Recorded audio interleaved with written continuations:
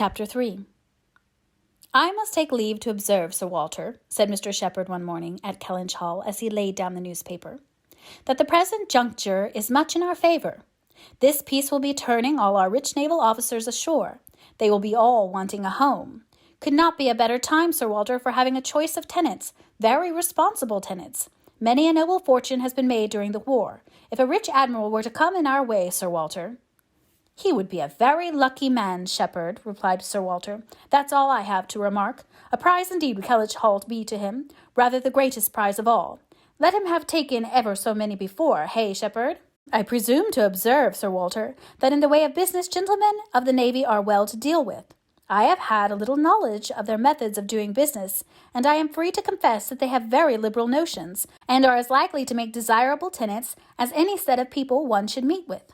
Therefore, Sir Walter, what I would take leave to suggest is, that if in consequence of any rumours getting abroad of your intention, which must be contemplated as a possible thing, because we know how difficult it is to keep the actions and designs of one part of the world from the notice and curiosity of the other, consequence has its tax. I, John Shepherd, might conceal my family matters that I chose, for nobody would think it worth their while to observe me. But Sir Walter Elliot has eyes upon him which it may be very difficult to elude. And therefore thus much I venture upon, that it will not greatly surprise me if, with all our caution, some rumour of the truth should get abroad, in the supposition of which, as I was going to observe, since applications will unquestionably follow, I should think any from our wealthy naval commanders particularly worth attending to, and beg leave to add that 2 hours will bring me over at any time to save you the trouble of replying."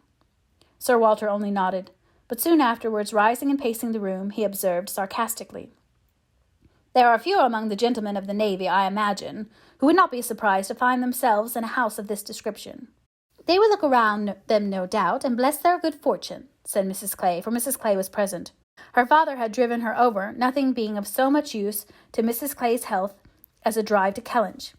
"But I agree with my father in thinking a sailor might be a very desirable tenant. I have known a good deal of the profession, and besides their liberality, they are so neat and careful in all their ways. These valuable pictures of yours, Sir Walter, if you chose to leave them, would be perfectly safe. Everything in and about the house would be taken such excellent care of. The gardens and the shrubberies would be kept in almost as high order as they are now. You need not be afraid, Miss Elliot, of your own sweet flower gardens being neglected."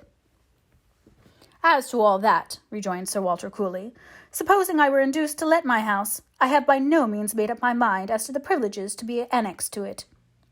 I am not particularly disposed to favour a tenant. The park would be open to him, of course, and few navy officers or men of any other description can have had such a range. But what restrictions I might impose on the use of the pleasure grounds is another thing. I am not fond of the idea of my shrubberies being always approachable, and I should recommend Miss Elliot to be on her guard with respect to her flower garden. I am very little disposed to grant a tenant of Kellynch Hall any extraordinary favour, I assure you, be he sailor or soldier." After a short pause, Mr. Shepherd presumed to say, "In all these cases there are established usages which make everything plain and easy between landlord and tenant. Your interest, Sir Walter, is in pretty safe hands. Depend upon me for taking care that no tenant has more than his just rights. I venture to hint that Sir Walter Elliot cannot be half so jealous for his own as John Shepherd will be for him." Here Anne spoke. "The navy, I think, who has done so much for us, have at least an equal claim with any other set of men, for all the comforts and all the privileges which any home can give. Sailors work hard enough for their comforts, we must all allow." "Very, very true. What Miss Anne says is very true," was Mr. Shepherd's rejoinder, and "oh, certainly," was his daughter's. But Sir Walter's remark was, soon afterwards, "The profession has its utility, but I should be sorry to see any friend of mine belonging to it." "Indeed," was the reply, and with a look of surprise. "Yes, it is in 2 points offensive to me. I have 2 strong grounds of objection to it. First, as being the means of bringing persons of obscure birth into undue distinction and raising men to honours which their fathers and grandfathers never dreamt of, and secondly, as it cuts up a man's youth and vigour most horribly. A sailor grows old sooner than any other man. I have observed it all my life. A man is in greater danger in the navy of being insulted by the rise of one whose father, his father might have disdained to speak to, and of becoming prematurely an object of disgust himself, than in any other line. One day last spring in town I was in company with 2 men, striking instances of what I am talking of. Lord St. Ives, whose father we all know to have been a country curate, without bread to eat. I was to give place to Lord St. Ives and a certain Admiral Baldwin, the most deplorable-looking personage you can imagine. His face the colour of mahogany, rough and rugged to the last degree, all lines and wrinkles, 9 grey hairs of a side, and nothing but a dab of powder on top. In the name of heaven, who is that old fellow? Said I to a friend of mine who was standing near, Sir Basil Morley. Old fellow, cried Sir Basil. It is Admiral Baldwin. What do you take his age to be? 60, said I, or perhaps 62. 40, replied Sir Basil. 40, and no more. Picture to yourselves in amazement. I shall not easily forget Admiral Baldwin. I never saw quite so wretched an example of what a seafaring life can do. But to a degree I know it is the same with them all. They are all knocked about and exposed to every climate and every weather, till they are not fit to be seen. It is a pity they are not knocked on the head at once, before they reach Admiral Baldwin's age. Nay, Sir Walter, cried Mrs. Clay, this is being severe indeed. Have a little mercy on the poor men. We are not all born to be handsome. The sea is no beautifier, certainly. Sailors do grow old betimes. I have observed it. They soon lose the look of youth. But then, is not it the same with many other professions, perhaps most other? Soldiers in active service are not at all better off, and even in the quieter professions there is a toil and labour of the mind, if not of the body, which seldom leaves a man looks to the natural effect of time. The lawyer plods, quite careworn. The physician is up at all hours and travelling in all weather, and even the clergyman. She stopped a moment to consider what might do for the clergyman. And even the clergyman, you know, is obliged to go into infected rooms and expose his health, and looks to all the injury of a poisonous atmosphere. In fact, as I have long been convinced, though every profession is necessary and honourable in its turn, it is only the lot of those who are not obliged to follow any, who can live in a regular way in the country, choosing their own hours, following their own pursuits, and living on their own property without the torment of trying for more. It is only their lot, I say, to hold the blessings of health and a good appearance to the utmost. I know no other set of men but what lose something of their personableness when they cease to be quite young.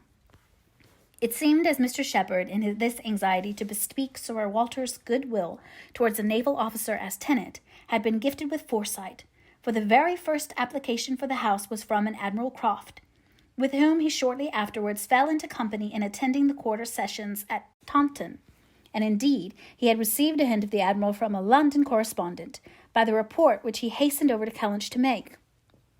Admiral Croft was a native of Somersetshire, who, having acquired a very handsome fortune, was wishing to settle in his own country, and had come down to Taunton in order to look at some advertised places in that immediate neighbourhood, which, however, had not suited him, that accidentally hearing, it was just as he had foretold, Mr. Shepherd observed, Sir Walter's concerns could not be kept a secret. Accidentally hearing of the possibility of Kellynch Hall being to let, and understanding his, Mr. Shepherd's, connection with the owner, he had introduced himself to him in order to make particular inquiries, and had in the course of a pretty long conference expressed as strong an inclination for the place as a man who knew it only by description and could feel, and given Mr. Shepherd, in his explicit account of himself, every proof of his being a most responsible, eligible tenant. "And who is Admiral Croft?" said Sir Walter's cold, suspicious inquiry. Mr. Shepherd answered for his being of a gentleman's family, and mentioned a place, and Anne, after the little pause which followed, added, "He is a rare Admiral of the White. He was in the Trafalgar action, and has been in the East Indies since. He was stationed there, I believe, several years."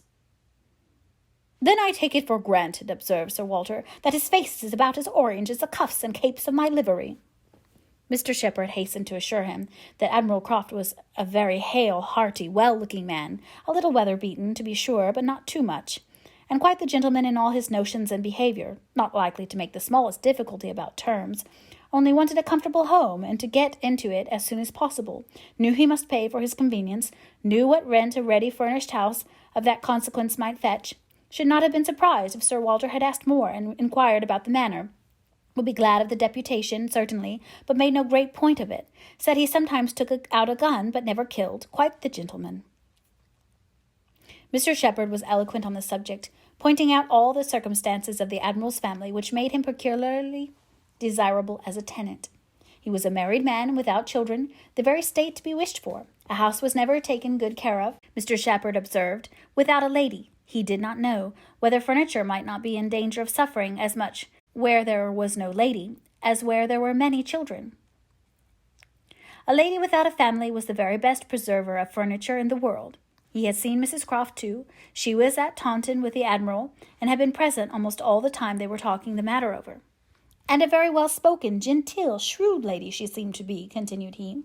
Asked more questions about the house and terms and taxes than the Admiral himself, and seemed more conversant with business, and moreover, Sir Walter, I found she was not quite unconnected in this country, any more than her husband. That is to say, she is sister to a gentleman who did live amongst us once.